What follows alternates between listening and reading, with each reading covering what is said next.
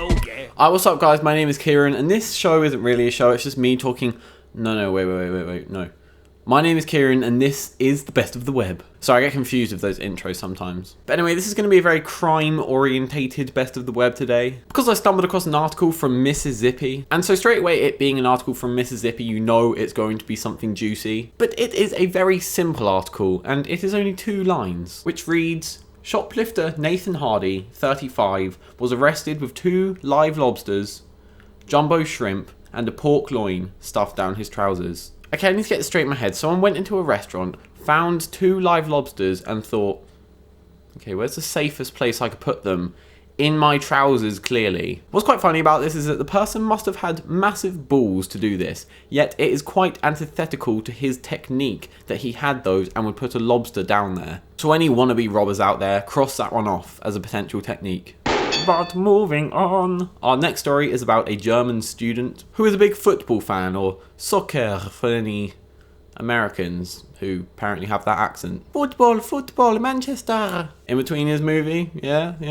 But anyway, Stephen Caruthers, who is 20, stole a kit bag from the team FC Schalke, who was scheduled to play Manchester United the next day, and they almost got away with it if it wasn't for that darned not listening to the rules of robbers. Number 1 rule of stealing something: if you're going to steal something, do not go back to the person who you stole that thing from the next day and try to get them to sign it. Not usually a good tactic. But alas, Stephen has never read my book on how to rob people successfully, and he went back to the grounds the next day and got all of the team to sign the kit until one of them was like, I think I recognise this. Which, to be fair, I'm actually surprised it took that long. But although you may think this boy is stupid for going back there and getting the signatures, it's actually turned out to be a very smart move, because the autographs he's got from the striker Raul are going to essentially pay for the fine he was given. And he will probably make profit on top of that. So yeah, that's a win. That's a student stealing a footballer's kit, then going back to the football grounds the next day and trying to get him to sign it. Win. Did I do good, Toby Turner? But the final 2 stories I'm going to do together today, because they are both pictures and they are both absolutely wondrous. First one I'm not actually sure if I'm meant to be showing on YouTube, so here's the censored version. And of course you can find the proper one in the description below. It's sort of, but not really, not safe for work. But it is of a Chinese man, Deng Zhilan, that's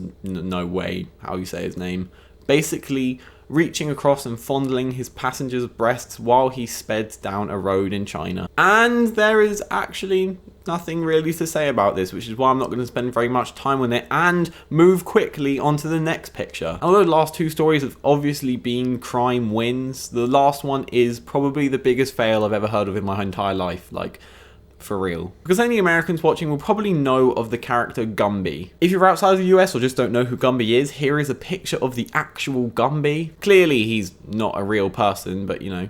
And here is a picture of a man dressed in a Gumby costume attempting to rob a store. And although normally this would be the hat-trick of epic wins today, it is in fact, as I said, a massive, humongous fail. Because the Gumby character went into the shop and said, "Yo, gimme yo money, yo." And the shop assistant, terrified, said, "Nah, stop messing around, dude." And so Gumby had to stamp his authority in place, and he attempted to pull out a gun. Notice I said attempted to pull out a gun, because as he tried to reach inside his costume, instead of pulling out a gun, he dropped 26 cents and ran away. But I really hope the moment before he fled, Gumby had that self-realization moment where he just thought to himself, what the fuck am I doing? I'm literally in a Gumby costume attempting to rob someone. Or failing that, I hope he was in a marathon and he was so far ahead of the marathon, he went into a shop to rob it to see if he could rob the shop in time to get in front of the marathon again and still win the race. And as he was robbing them, he dropped the 26 cents and saw someone else run past, so he ran back out and then still won the marathon.